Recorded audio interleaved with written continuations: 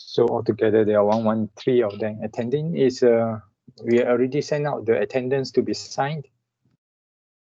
Akash or Hamid? Have you all received the attendance to be signed? Yes, Doctor, we have received that. Okay, thank you. So yeah, signed that. So we are going for the second class. So I hope that you can also sign on the second class for those who are present. Yeah. So now we look at the pharmacological significance of the synaptic transmission. Okay, because during the break, some of your friends has asked me, is it important to have, is that significant to have an iPSP on the post-synaptic membrane? So is it good things? Yeah. Imagine that if you are, like Miss J, basically stung by the bee, so the pain is basically initially was very sharp and then become throbbing. So how she managed to reduce the pain? She either rub it. So the rubbing is basically one of the way to increase the iPSP on the post-synaptic pain neuron. Okay, the sensory neuron. There is also one way to basically reduce the pain. So which is inhibitory. So you want to reduce the transmission of action potential to the proper section. Yeah, so there is one way by inhibiting the pain. Okay, another way you can do is basically you think that the pain is minor, so it can go away. So this is basically the central modulation, or the one you are rubbing is basically the peripheral modulation. Okay, that helps to basically reduce pain. So it's good that sometimes we do not want to be overexposed to too much information. There's another way how our brain basically screen some of the things that it thinks is important, and those that are important, they basically go into your memory, and you store that for long term. Those that are not important, they basically being inhibited to be transmitted to your brain center for our memory for storage. Yeah. So we are actually overexposed with a lot of information nowadays. Basically, you are most of the time, let's say, online in social media, or you are in constant communication with your friends. So this itself is sometimes overwhelm our brain. Okay, so it's also a good thing. Sometimes we have this iPSP. There's a gift from God, of Allah for us, that basically prevents our brain from overstimulation. So you can think of many examples that good to have iPSP. Yeah. But it's also no good sometimes to have too much iPSP. So you can refer to the diseases that can happen if people is over having too much GABA, which we have discussed just now on the diseases, disorder associated with neurotransmitter. So if you have excess GABA, which is basically inhibitory or causing iPSP on the post-synaptic membrane, if you have too much of that, basically it can also cause seizure or epilepsy. Okay, so that is one of the reasons why if too much is also no good and too little is also no good. The same thing if you do not have enough GABA or too little, it can cause us schizophrenia.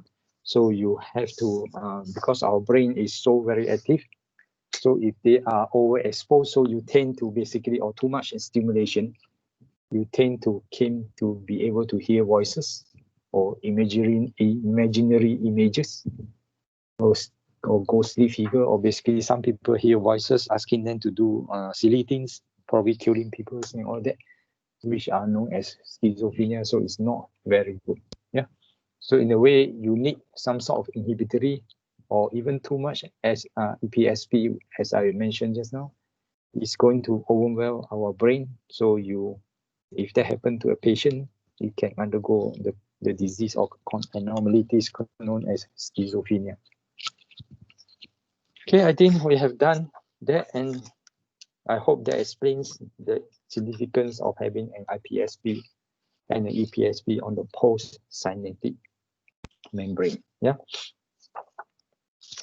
So we have done with the activity 10.515. So we are looking at the activity 10.5.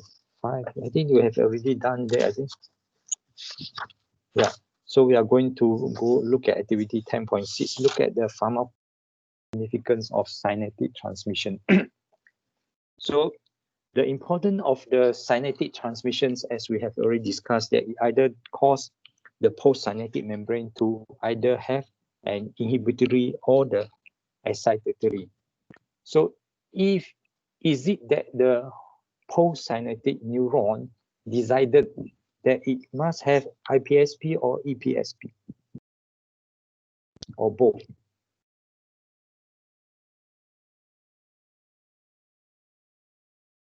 So what is the fate of the postsynaptic neuron that is innervated by so many neurons? It depends on the neurotransmitter. Okay, it depends on the neuron transmitter and also basically the frequency of the action potential of that new pre-synaptic neuron that innervate on the postsynaptic neuron. So if the action potential is going to be high, we basically know that the stimulus is high, or the cell or the neurons know that there is higher stimulus, because it can differentiate the amount of EPSP that is happening in the postsynaptic membrane of the neuron. Right? So if they are inhibitory, then it helps in the way that it actually hyperpolarize the postsynaptic membrane. Okay, so the fate of the postsynaptic membrane will be determined by the sum of all the EPSP and the IPSP to decide either the action potential or the information electrical signals need to be actually transmitted through the postsynaptic neuron. Are you all clear on this, or you need to experience again? Is that okay?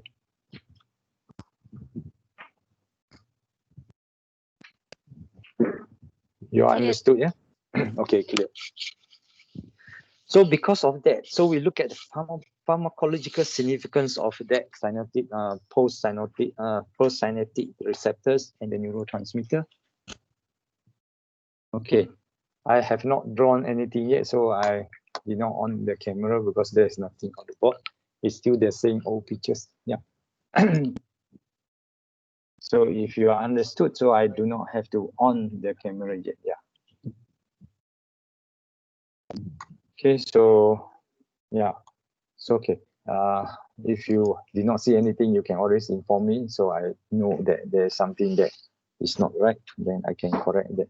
Yeah. So looking at activity 10.16, this is basically going to tell you the neurotransmitter and their receptors. As we have already discussed, that these neurotransmitters that is going to produce by each one of the neuron that innervate the postsynaptic neuron. So the presynaptic neuron can only produce one type of neurotransmitters. Okay, so if the let's say the presynaptic neuron A is going to produce acetylcholine, so it's basically only going to produce acetylcholine. Yeah. If the neuron B is going to produce a GABA neurotransmitter, and it's going to only produce a GABA neurotransmitter, it cannot produce any other than GABA or acetylcholine. No, it can only produce one type. So what does that infer, or what can you infer from this? What can you conclude from this discussion?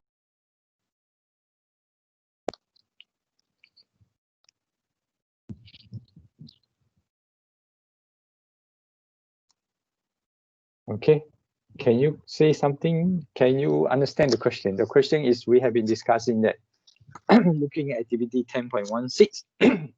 Okay, and we say that each neuron A producing acetylcholine is going to only produce acetylcholine. Neuron B is going to produce GABA, is only going to produce GABA. Okay, if we have neuron C, let's say produce glutamate, then it's only going to produce only glutamate. Yeah, so I'm going to on the camera before we have the camera. Yes. Is my camera too far to the left, or is it too far to the right?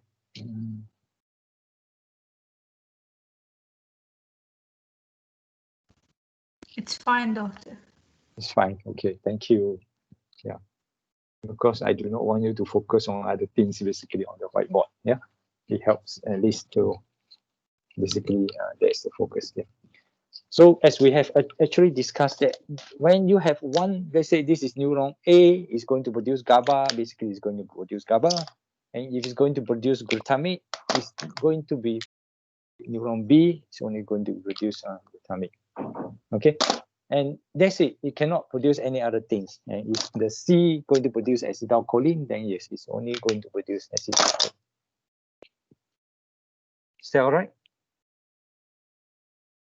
So the sum of all this that happens when it releases its neurotransmitters, we have already discussed this basically, that each neurotransmitter that is released in the synaptic cleft is going to cause it's going to look for its receptors on the soma of the neuron. Let's say this is the soma of the neuron, so it's going to look, so it's going to basically attach to its receptors, and it's going to only basically cause changes to the receptors. Okay, so we can then basically decide now basically that if the sum of that potential change on the soma, either the postsynaptic membrane potential change, that is going to then determine basically an action potential is going to occur or is going to be inhibited. Yeah, so you can work on that activity on page 10.16. Is that okay? Or unless you have questions on that, then we can discuss. If not, then I'll just move on. No. Any questions? No. So on table 10.4, basically looking at autonomic neurotransmitters. Okay. So you have acetylcholine, you have norepinephrines and also epinephrines.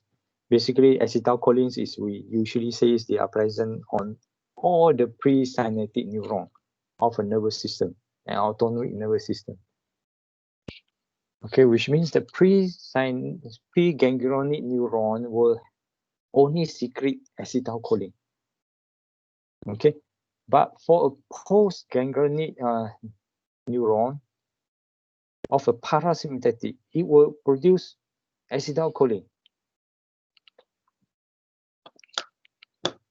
Do you understand the statements? I hope yes. No. Which means you have an autonomic nervous system, right? So there will be sympathetic, parasympathetic nervous system. Sorry, this is parasympathetic and sympathetic nervous system, right? So you have basically the preganglionic. This is the preganglion. The preganglionic ganglion. Same thing here, also the preganglion. Okay, when we talk about the preganglion, they only produce basically here. They are going to only release acetylcholine. Same thing here. It's not going to only release acetylcholine. Now, when you look at the postganglionic neuron, that is going to be only release acetylcholine. Now, here is going to release epinephrine. Usually, it's no epinephrine. Okay, so this is the postganglionic. Yeah, this is one way for you to be able to then identify how are they actually works on the neurotransmitter working on the neurons. Yeah, so you need to be basically quite clear about it and then how this is going to work. And we look at when we talk about acetylcholine, basically they work through a muscarinic receptors. If they are epinephrine, so they work through an adrenergic receptors, or no epinephrine, they basically work through the adrenergic receptors. Okay, so you can see the range of them. So we basically have classified the figures 10.12, looking at receptors that there is either cholinergic or adrenergic. Okay, if you look at figure 10.12, page 43, so you have two types, either they are cholinergic or adrenergic. And this is basically referring to the autonomic nervous system. So the type of neurotransmitter that it release. Yeah. So if they are cholinergic, then you have the muscarinic or nicotinic. So usually this is basically acetylcholine. Yeah. So the receptors over here on the postsynaptic neuron will then decide either they are nicotinic or muscarinic. So you have either the M or the N. Okay. So the receptors that is present on the postsynaptic membrane. Yeah. Whereas over here, the receptor is either alpha or beta. But actually there are others. So alpha 1 or 2. Okay. Beta 1 or 2 and maybe 3. Yeah. So this is basically the cholinergic and this will be the adrenergic.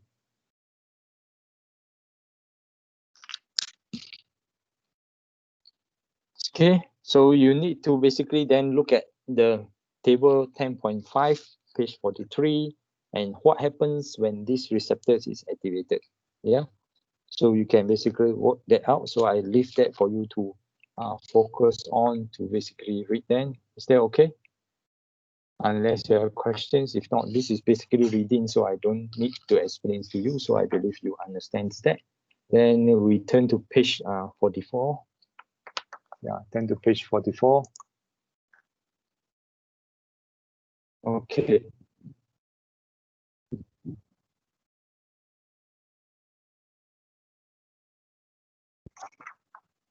Okay, there are friends is asking one question. I have told you before that if there is too much action potential, basically you are going to deplete. So that is also the limiting factor because of the neurotransmitter is going to be basically finished. So there'll be no more neurotransmitter. Is there any chances that neuron diffuse back into the? Yes, it can be basically uptake, but that will need some time.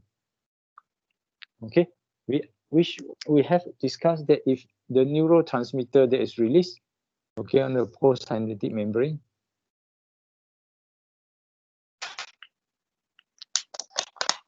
okay, so if you are going to release this, so there will become a stage where basically you deplete if too much action potential that is coming down. Okay, some of them we already experienced that it can be basically endosized back again, or they basically diffuse away, or they basically attacked by the enzymes. I mean, degraded by the enzymes.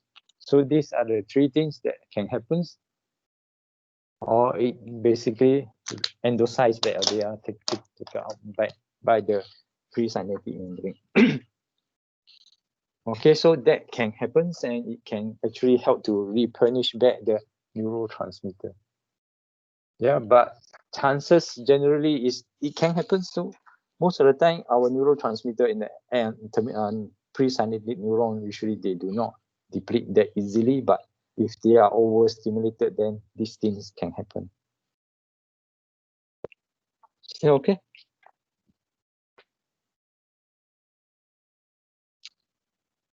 Yes. No. Okay. Thank you. Any other questions?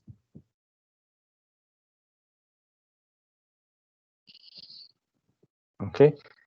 In actual fact, we look at the synapse, it's actually a bit not confusing. I would say it's a bit difficult because there will be a lot of neurotransmitters and you basically need to, I would say, in a way, understand them and also try to memorize them because it's going to help you to then look at what happens when you do pharmacology later on and look at systemic block. Yeah. So they are very important that you have to know this. Is that okay? And any other questions that you want to ask? No. Okay, so we turn to page 44. So they always we give you the rule of thumbs because to memorize things, there are a lot of things that basically you memorize. As I said in physiology, we do not encourage you to memorize because it's too much. You basically need to be able to know the concept, understand it, and then able to synthesize in a way to try to explain things. And it the things that you experience is usually logical. If you experience things that is illogical, then it's usually not the right physiological responses. Yeah. So the rule of thumbs, you turn to page 44, and this is based on the parasympathetic. So looking at tissues that are stimulated by the parasympathetic, that means during when you are not excitable or you are not active, basically you're at rest and also you are digesting, that means after a hearty meal. So the tissue that will be stimulated are basically the M1, M2, and M1, M3, and M5 are muscarinic receptors. Okay. Then those tissue that are inhibited, same thing during rest by the parasympathetic, they are M2 and M4. Yeah. So these receptors basically have that muscarinic receptors that basically works on the tissue or the neuron or the cells that have that. Yeah. Then you look at nicotinic cholinergic receptors. And nicotinic cholinergic receptors, most of it we will be focusing on a lot will be the MN, that's basically the muscles. So it's at the neuromuscular junction. Yeah. This is where acetylcholine is being released. So you usually have that present, okay, on the muscles. And that is going to be basically working on the skeletal muscle cell. Yeah. Okay, then you can see some of that can be actually blocked by hexametonium. These are chemicals, so they can actually block that. Okay, so we actually have also another one looking at figure 10.13, page 45, looking at the neuroreceptors and also the muscarinic receptors. Yeah, so you can actually basically try to help you to memorize.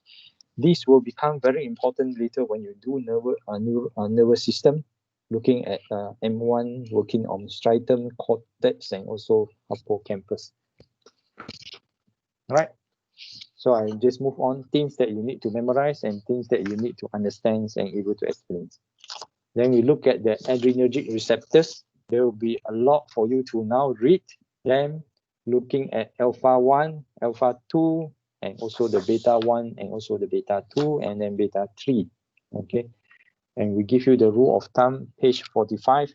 All tissue that are stimulated during the fight and flight reactions have alpha 1. Okay, which means that they have alpha 1 receptors. Okay, except the heart, they have beta 1, JGA, juxtaglomerular apparatus, they have beta 1, and also the adipocyte, they have beta 1. Yeah, sorry, they have beta 3. Okay, whereas the rest of the receptors, they are mostly alpha 1. So where do you think the alpha 1 receptors will be found? Can you give examples?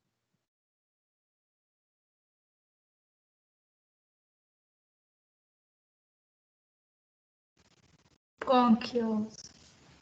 Yes, bronchioles. Okay.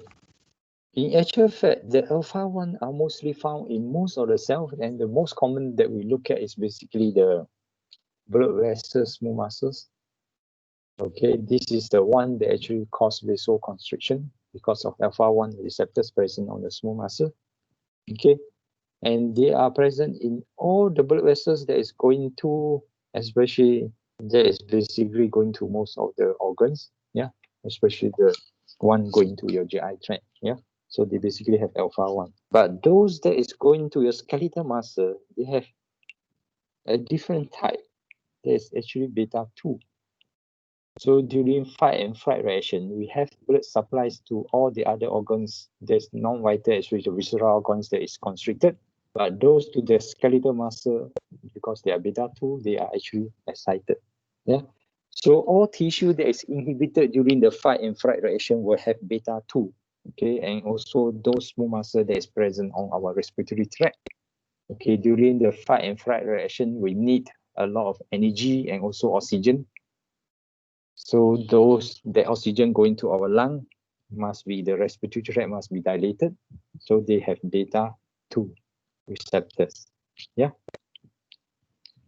And also the insulin producing cell, basically our beta cell, they have beta 2. because they need to be inhibited. Okay, so you can work on you can remember the rule of thumbs and always remember that, because you are going to use that very commonly later when we do endocrine and also the systemic block. Okay, so we turn to page 50, looking at the figures, how they actually been broken down, and that also another way of helping you to remember most of the alpha 1, beta 1, and also alpha 2, beta 2, yeah, and where does it works on.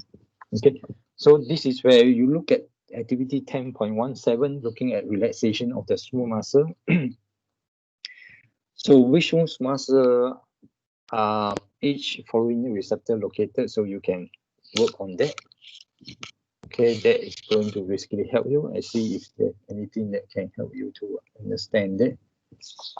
Okay, so if you work on activity 10.17, there will be a lot basically for you to now understand how the smooth muscle can contract and how the smooth muscle can relax. And we are going to do that later in module 12, looking at smooth muscle itself and how they actually works in the smooth muscle. Is that okay? I will skip this activity because I believe we are going to do later a lot in small master, so you can work on it now to prepare yourself for the module 12. Yeah. So if you turn to page 52, now you have a lot of tables, many things for you to remember. Okay. So that is where you need the rule of thumbs to guide you to basically understand all the table in 10.6 and also table 10.7. Okay, so I leave you to read to understand that. Any questions? I just off the video, is that okay? Because we are not going to use that. Yeah.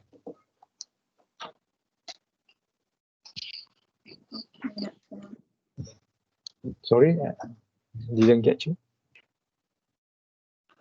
I just say okay. Okay. Okay, so now we look at page 54, autonomic drugs. This is the drugs that is we are going to use, or you are going to find it when you do pharmacology. Yeah. So they have sympathomimicking drugs, also known as adrenergic drugs, or they have the parasympathetic drugs. They are also known as cholinomimicking drugs or cholinergic drugs. Okay, there's also a lot for you to basically read. Yeah, and you can actually do activity 10.18, looking at the effect on the receptors. So I leave that for you to read because there is a lot actually to try to looking at that. But a lot of them are basically when you do pharmacology, then it's going to help you. Then you look at table 10.8, page 58. There's a lot of tables there. You have nicotinic agonistic. So when you are going to basically use it, okay, these are nicotinin. Yeah. So how is they actually affecting our body systems? Do look at parasympathomimicking drugs. Okay, then the name of the drugs is actually given also, or the type of chemical agents is given. So I leave that the table for you to basically work on and try to understand that. Still okay? So I move on to the next one, turn to page 59 on the toxin affecting the sympathetic transmission. Okay, as I told you just now, there is a lot of chemicals that is working on our synapse. Can you give a reason why these chemicals or toxins or drugs that they basically like to target our synapse in our body?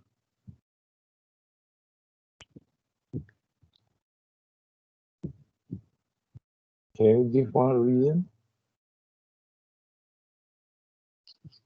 Because there are receptors on the synapse.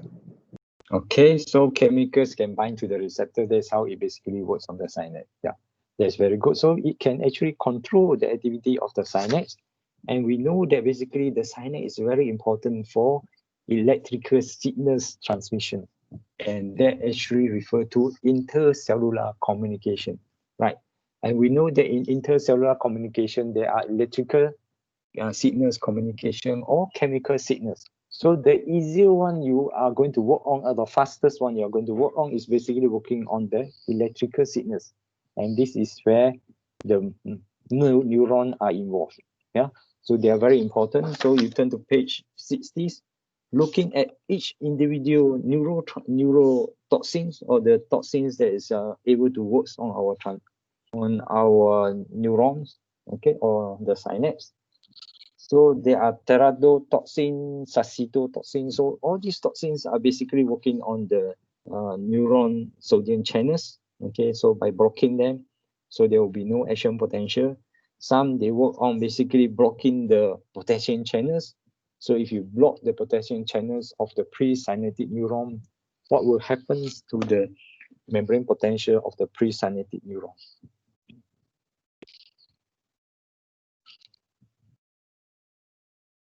Can you imagine that? So if you block the potassium channels on the presynaptic neuron using or the animals that have dendrotoxin.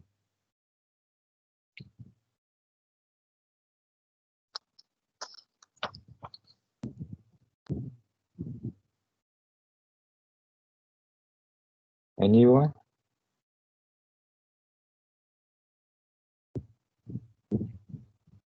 What will happens to the membrane potential of the presynaptic neuron?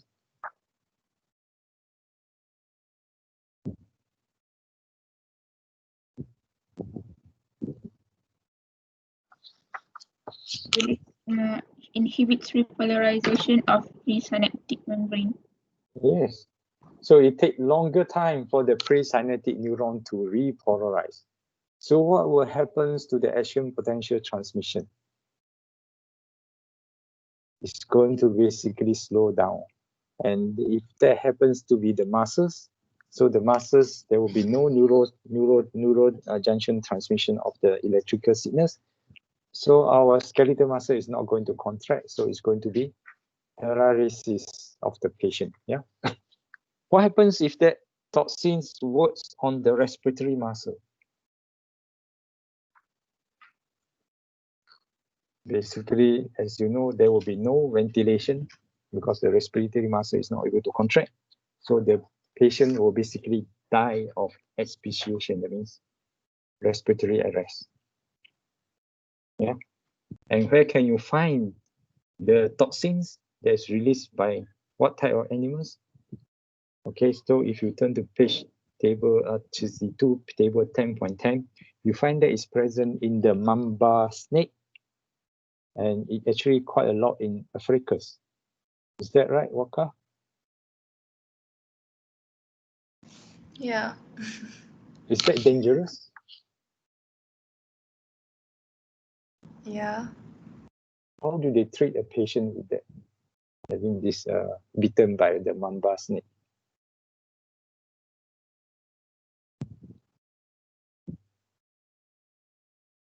No idea. It's okay. Okay, so it's very important, but in Malaysia we don't have this mamba snake, so we have other poisonous snake like cobra. Okay, so some of them are basically very poisonous. So I don't actually know what are the chemical toxins, but I believe their toxins is also basically targeting our synapse. Yeah. So for mamba snake, so basically if that is happening, then usually they use antitoxins by basically working on the toxins. So there are antibodies against the toxins. They are known as antitoxins. To produce that, basically they inject the usually using animals. They inject the toxins into the animal at very small dose to induce the immune system to start to produce antibody against the dendrotoxin. Okay, and then they basically harvest the blood, separate the antibodies that is produced, and that become an antitoxins against these dendrotoxins. So people who are bitten, and they has to basically get to the hospital or the site where they have these antitoxins for it to work. I think if I'm not mistaken, it only take less than 10 minutes for the toxins to work. So once bitten, the patient can only probably walk 10 steps and he is going to basically paralyze. Is that right, Walker? You don't, any ideas? No. No. Sorry. Okay. So it's very poisonous. Basically, the patient can probably walk not more than 10 steps and he's basically going to paralyze. So people around him need to basically bring the patient to the hospital as soon as possible. And he has to basically hook to the respirator before he is given antitoxin, or else he basically is going to die. Yeah. The common one that we have over here is either the tetanus toxin. Okay, and we know tetanus toxin, where does it work? It prevents the acetylcholine from being released.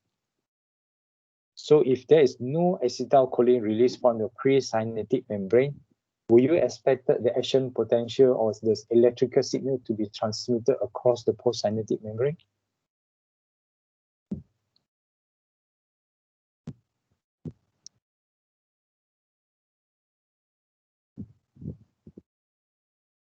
No, doctor. No.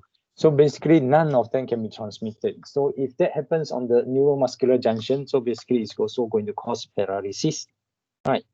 And we know that the Clostridium is tetani is the one that produces the toxin. Okay, so for those, if you are medical students, make sure that you must get yourself vaccinated against tetanus. Okay.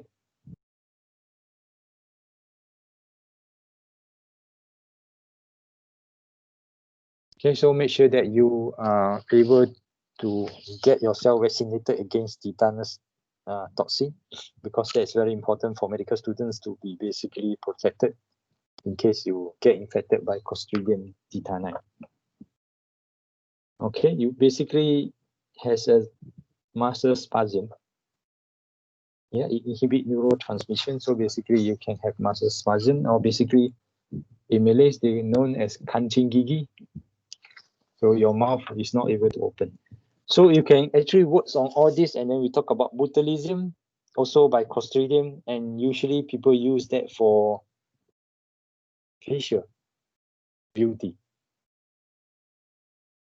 Okay, some people, they, or especially ladies, they want to look younger, so they inject their facial muscles with botulism toxin at very low dose. Okay, initially it's very good because basically they paralyze the muscles, the facial muscles. So basically the face will look young and beautiful. Okay, after a long period of uses, the muscle basically also weaken, deteriorate. So you can imagine how beautiful the ladies who actually use botulism toxin for treatment. Yeah, so they call Botox. So I leave you to imagine, and then you can work out on all the toxins that work on the synapse, and the table 10 is going to help you to basically work on that. Yeah. And if you have seen National Geography, you probably will also know about the Kura toxins used by the indigenous people to hunt for animals. And basically the tuberculin, okay, is an acetylcholine antagonist. Basically, it works on the acetylcholine by basically inhibiting on the receptors of the postsynaptic membrane, and this is going to cause paralysis. So for those in Brazil, basically they hunt monkeys and they shoot arrows on the monkeys, and that basically going to get the toxins into the muscles or the skins, and then that basically paralyze the monkeys up high in the tree, and they will fall down. And it works very fast. Basically, just once they touch, few milliseconds, they basically going to drop dead. Okay, that's all about the toxins, so you can work on that. Is that okay? Any questions on that?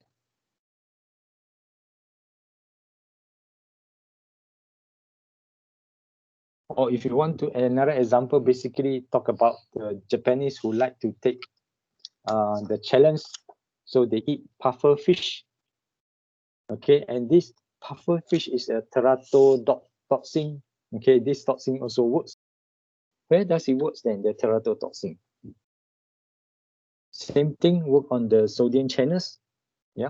So basically it prevents these muscle contractions.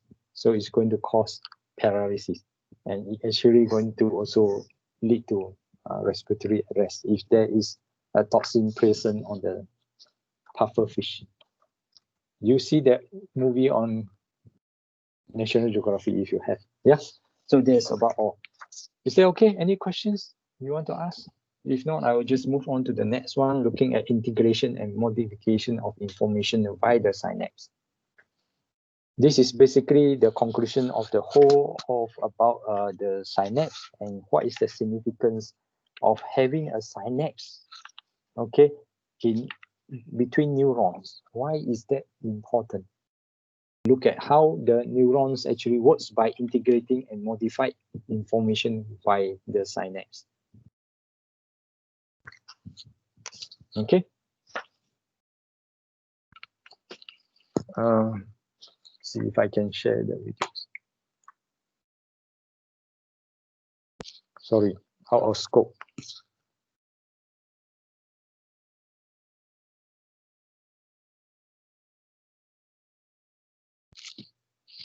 My camera is having two wide screen. This is the new camera, so I hope it's working very well and everyone can see very clearly on the board. Yeah. It's very clear. It's very clear now. I just got it and it's imported from China. Yeah, I have to spend money. So actually, when we do online teaching, we actually working actually more hours, longer hours than we are expected to do. Well, it's okay as long as you are clear and you're basically able to get the knowledge that is required. So we look at the neuron that is coming down. Okay, it basically we always taught one-to-one. That means just one neuron, so it's going to have basically one-to-one. Yeah. In actual fact, it doesn't. So it basically branch, and there are many branches that can happen. Yeah. So if you look at the branches, basically it's going to connect many cells. Okay. So those at the center, we call them this is the neuron. Yeah. Okay.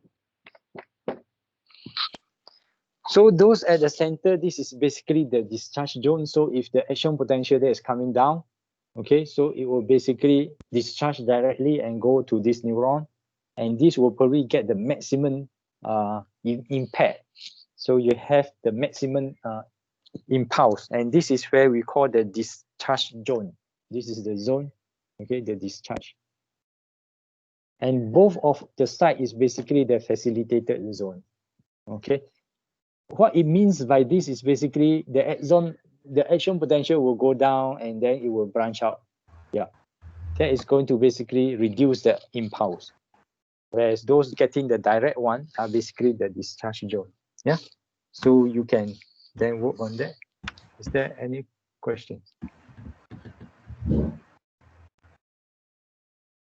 Yes, any questions? Lavinia? I can't hear you. Never mind, you can text if you have questions. Yeah? Okay. So you can basically look at how the neurons is then organized. Yeah. So there are many types. So you can look at the neuron pool on activity 10.20. Okay, there's a lot of activity that we have covered now. So basically almost 20 activities. So we look at how the type of circuits. So now, if you look at our nervous systems, they have many different type of circuits that is happening in our brain or in our systems. Yeah. So there will be basically, if you have seen, sorry. Yeah. Okay, so we are going to look at what you mean by discharge zone and all this. Yeah. Is there a significant in look at? Yes, there is a significant, which means that the discharge zone will basically get a maximum impact because of the action potential basically directly discharge the impulse onto the following neuron. Facilitated, usually they will basically get less impulse transmission. But don't worry about that, because that is basically just to differentiate between the impact of the impulses that is coming down. But we still basically always imagine one neuron, one axon, and that's it. So if you have your receptors, you have a control center and your effector, and this is where we always just draw one way, and that's it. Yeah. But in our nervous system, it's actually more complicated than just a simple drawing. For us to easily explain things, more easier for you to basically understand things. Yeah, it helps to understand things much easier. So, okay. So now we look at the types of neuronal circuit. So the circuit is also very important. Yeah, that's where we give you the case study 3, looking at how the circuits is helping to basically reduce the pain in Miss J. Okay, so you have what we call the divergent circuit. Yeah, so you have the divergent circuit. So if you turn to figure 10.19, which is page 69, yeah, so basically you have one neuron, okay, activating on one. So it's just direct, very simple. But now this neuron decided that it has basically many branches. So it's going to add, okay.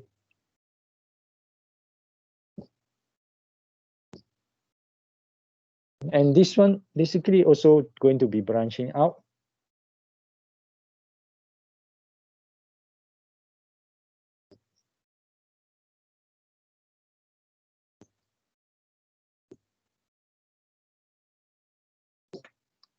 And this is basically if you stimulate this action potential here, it's going to be transmitted here. It's going to basically go down here, here, and then basically all this is going to be affected if they are able to cause an action potential, which is EPSP. Yeah. So this is how they basically diverge out. Okay. That means they are going away from the site. Yeah. And that basically help to amplify the circuit. Okay, some of the sensory neurons, we already give you some of the examples. Okay, imagine that you have a single motor neuron. So you have your upper motor neurons or coming down synapse on your neurons, basically the lower motor neurons that activates many of these interneurons. Okay, and it actually helps to then looking at each one of these working on their motor unit. Okay, this one motor unit, and it can basically synapse with many muscle fiber. Okay, so it can basically also synapse with many muscle fiber. Okay, so each one, okay, is going to stimulate the muscle fiber. So from all this, just one activating one, let's say this is the lower motor neuron, then it's going to affect. At the end, effect is basically the whole muscle. It has many muscle fibers, so you can have, let's say, the nerve coming down, so it's going to be affecting many muscle fibers. So at the end, you have all this motor unit going to be activated. And the whole bunch of, let's say, your gastrocnemius muscle is able to contract and give you the force of contractions. Okay, this is an example of basically divergent. So if you have watched the movie about divergence, so basically you are more clear about that. Yeah. Is that okay? Now for convergent. Convergent is basically just the opposite of this divergent. Imagine now, rather than I have to draw the whole thing, so I just change the other way how the mouse is.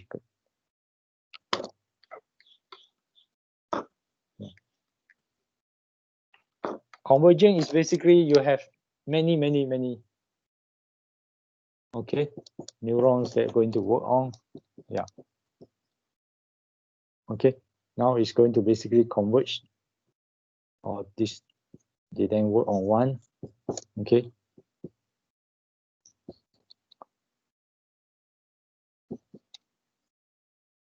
Okay, and here basically they're going to work. And finally, all this just work on one neuron. So this is what we call a convergent. That means all the information coming down. So you look at, let's say the babies, you have a smell, you have the taste, you have the smell, basically, the sight, looking at the baby, and also the smell of the baby. So all these basically converge. Finally, you have one, the feeling of affections for the baby. Yeah. So we have give you the one of the examples. Okay. Then there are many like reverting, oscillating, the parallel after discharge. So I think you can work on that.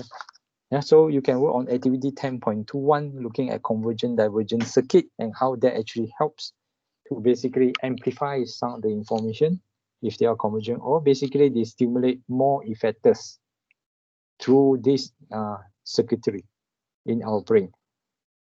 So sometimes we actually refer to our brain as like a computer network of circuits. Yeah, are more complex than the computer that we have. So we are given, as we are given by the God or Allah for our brain, so they are actually more complicated. The only thing is we only use less than 10% or even less than 1% of our brain matter. Yeah, so we use very little of that. Okay, so you work on that activity, and then we move to looking at 7.4, page 17. Yes, any questions?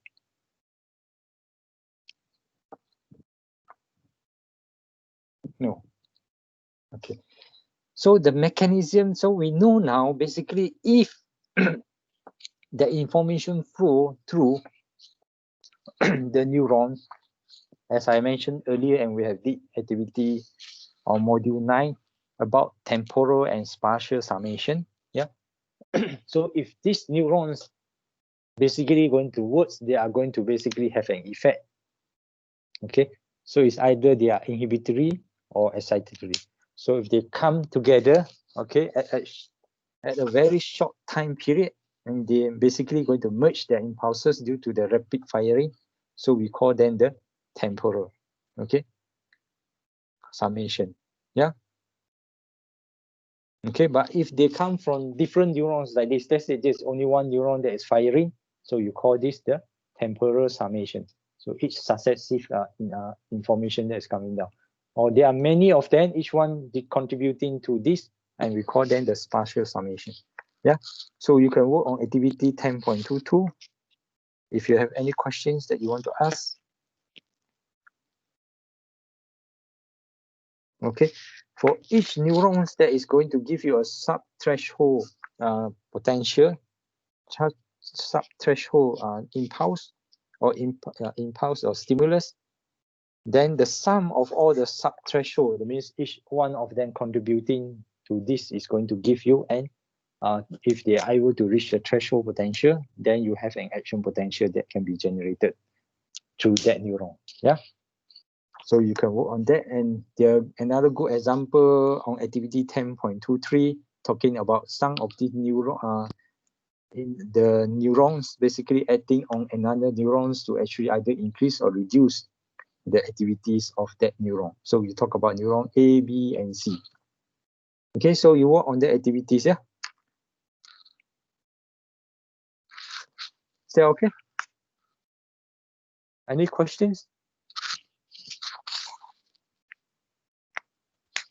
No. Okay. So the last one, we are going to talk on activity 10.24 on hypothetical nervous system. What happens if the aliens from outer space is found to have no synapse on the nervous system? What would you think the alien would be like? And the alien is actually present in our Earth. They are not actually aliens. They are animals. They are around us. Do you have any ideas? Any examples? What will happen to the alien?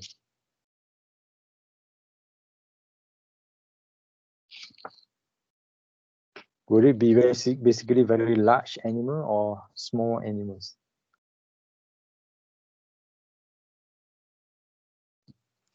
Are you all still with me, or if I'm going to? Yes, they probably will be very small. So I would probably assume that they are basically, if they are going to communicate with their cells, yeah, So they basically will have to be very close together, and they must have a synapse among themselves. So they have an electrical synapse. Is that right? Yes, it's basically very small.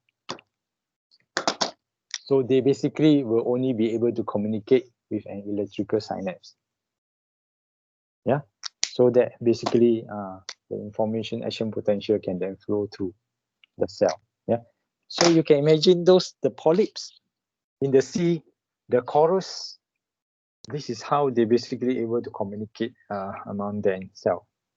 So we think they are probably unicellular, but they can be multicellular, but their communication is as such. Or they can be the squids that you like to eat. Okay, the squids. Okay, they have just one central axon, and this is basically very huge axon. Okay, to basically only able to communicate with all the cells surrounding it. Yeah. So this is how you can then looking at the activities. Yeah. So I'm finished with this. If you have any questions, the rest you can work on yourself on writing the essays if you are interested to basically expand further of your knowledge. Yeah. Or you can actually refer to some of the books so to basically guide you by answering some of the activities there. Any questions?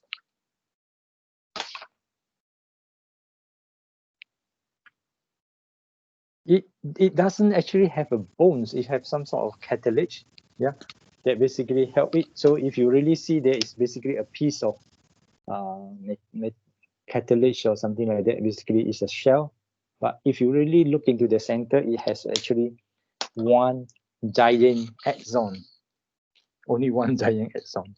Yeah. That will be very interesting. And if you have worked on activity 26, I think module 26, looking at the potential of this, we talk about like 440 millimole of sodium, I think. Yeah, or 400 of potassium, millimole of potassium intracellularly. Yeah, so this is basically what happens in the axon. Yes, Anik? Sorry, doctor, I pressed it by accident. Okay. This is just an example for you to work on the aliens that we have been discussing. So if you have any questions, we can discuss now.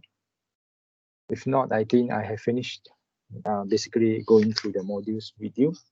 I don't know how many of you actually are with me now. I believe there are still many of you are interested to basically learn. So I hope it helps you in these classes. Any Doctor, questions? Yes. I have a question about the disorders that happen because of the imbalance of neurotransmitters. Yes. Now, can we say that maybe two disorders can happen at the same time? Like, can someone suffer from epilepsy and schizophrenia? Yes, you can. Okay, so for epilepsy, it's because of excess neurotransmitters. And Yes. for schizophrenia, you have a Yes. low amount of I mean, what's it called? The G, I forgot. GABA? Yes. Yeah, GABA. So Yeah. like, how can it happen at the same time? Like you have an excess amount and a low amount. Yeah. Okay. In some of the areas of the brain, because they have been the effect. So let's say you look at schizophrenia, basically it works on basically almost throughout most of the brain. Yeah.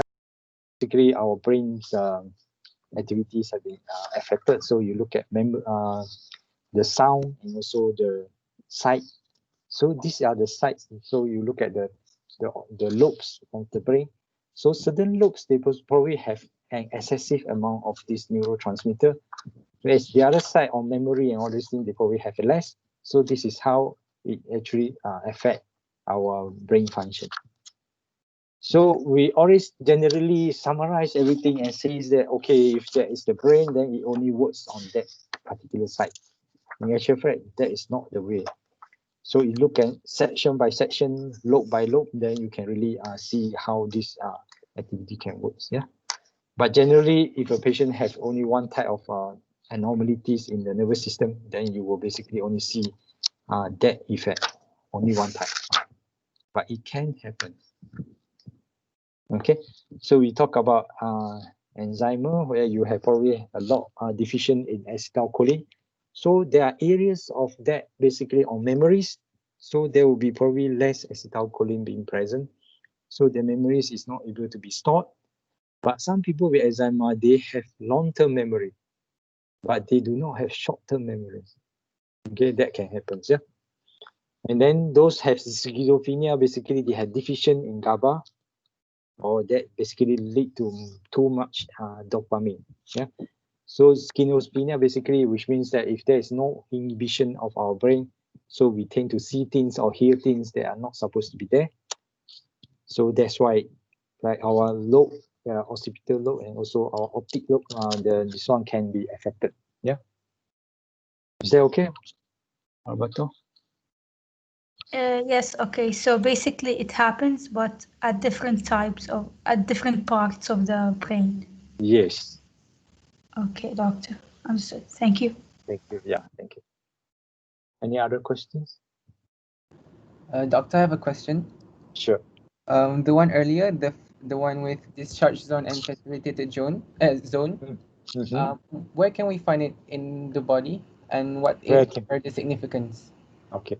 Most of our body, basically the neuron, they have that facilitated zone and also the discharge zone. Okay, which means that it can, let's say, innovate 10 other neurons. Okay, those at the center of the neuron, basically directly on the axon, that will be basically the discharge zone. So usually the impact or the impulse or the stimulus is usually higher compared to those at the facilitated zone.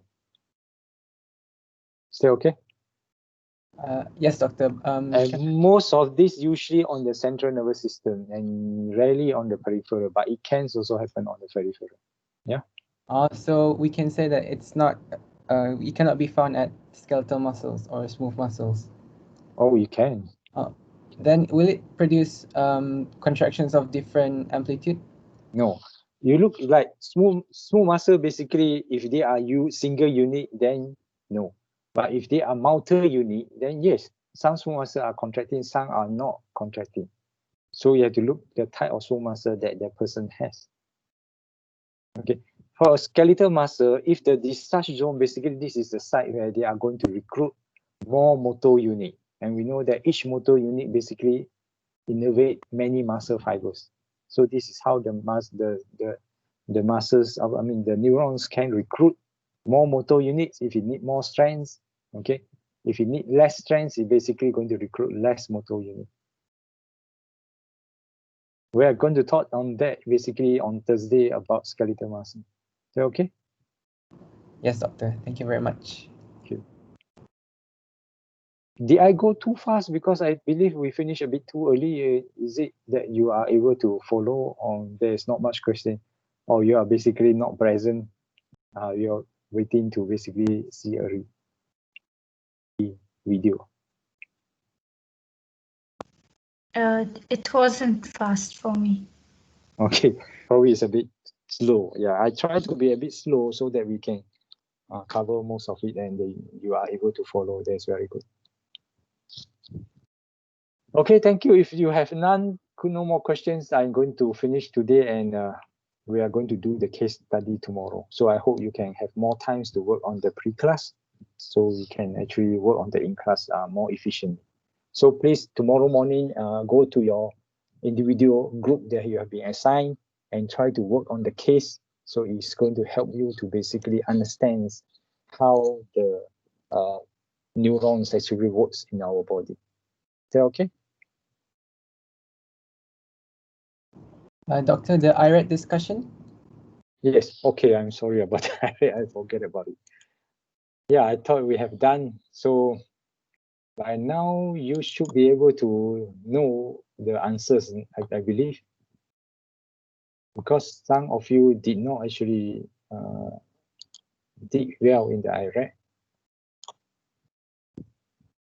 Okay, I look at, I will share the questions. We just have to wait for a while.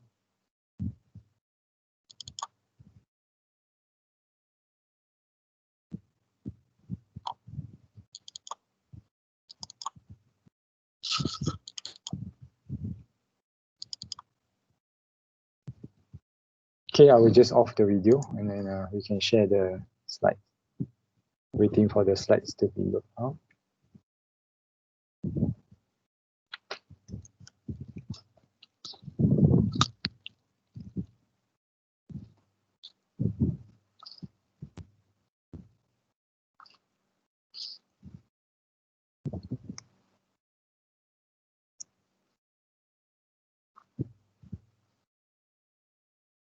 Okay, it's coming out. Okay.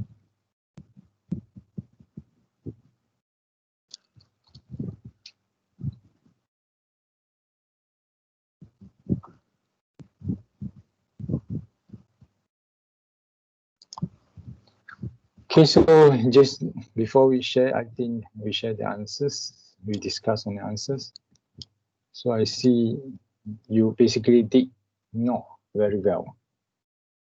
Okay, so the first question, waiting for it to load, the events at the electrical synapse. Okay, so 70 of you actually able to answer that. Okay, 26 of you not get it right. Still waiting for the, yeah, okay. It's a bit slow, probably open too many programs.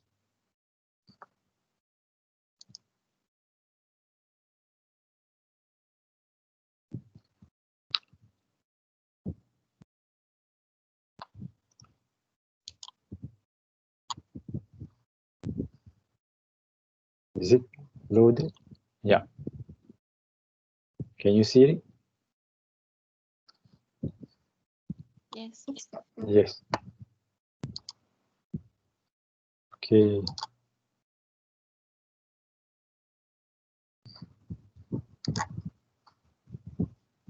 Okay. So we look at the first questions. The events at the electrical synapse. So which means what is the events that happens at the electrical synapse? It's always involved in acetylcholine. I think some of you do answer that, but that is not true. Okay. Then there are 5 of you answer that, and then you have to make sure that when you talking about, as I mentioned just now, you have electrical signals and also chemical signals. Okay, and you have to differentiate between electrical signals and electrical synapse because you also have chemical synapse. Yeah. So in the electrical synapse, basically you are referring to the gap junction. Is that right?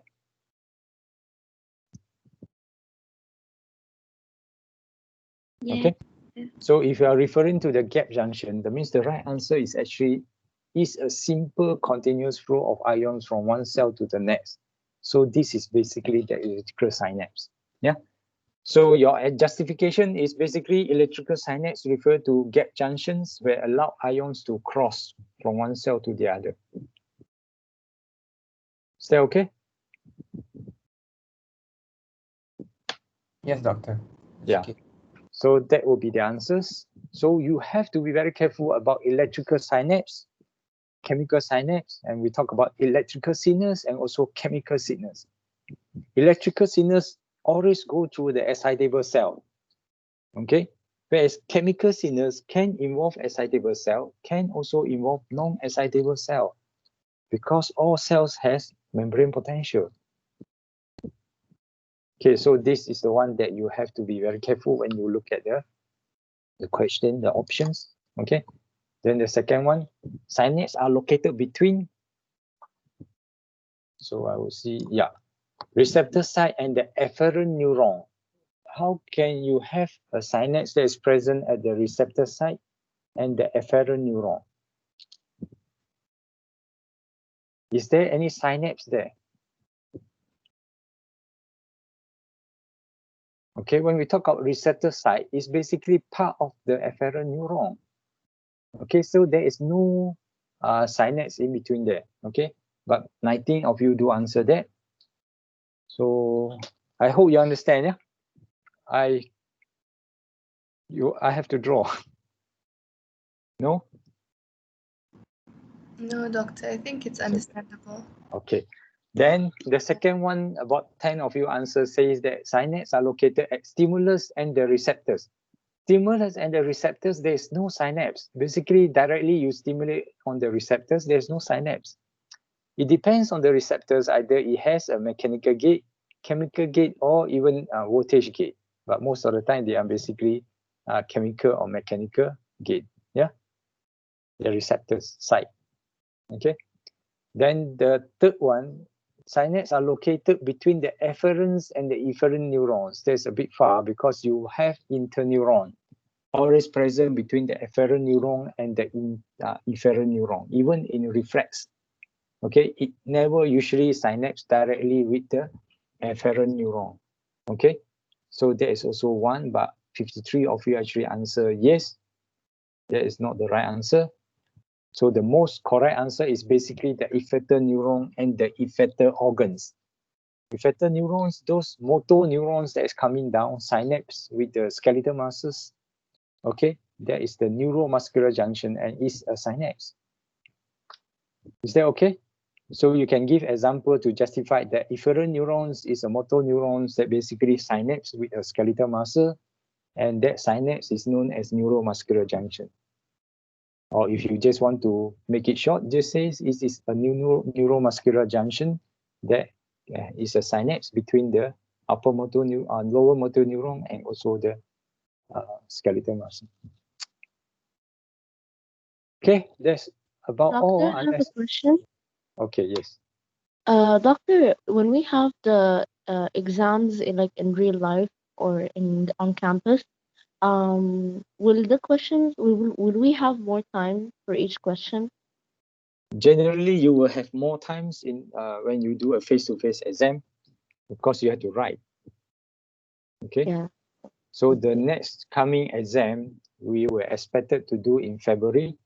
So we are applying to make sure that it can be done and everyone basically can come back to the campus. Then we can basically do a face-to-face exam. Okay. Thank you, doctor. Yeah, thank you. Any other questions?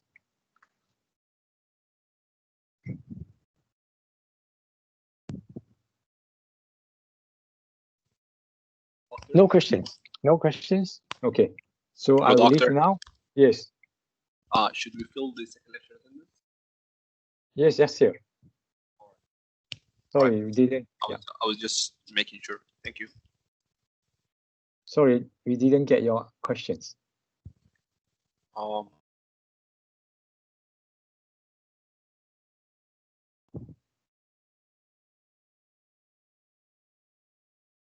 Sorry, probably you are breaking off.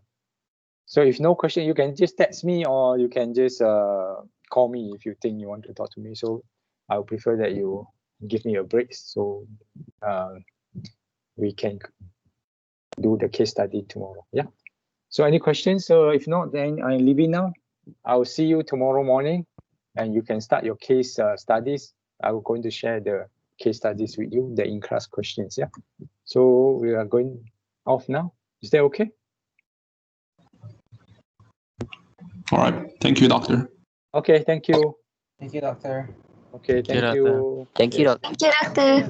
Thank you, doctor. Thank you, doctor. Thank you. Thank you, doctor. Thank you, doctor.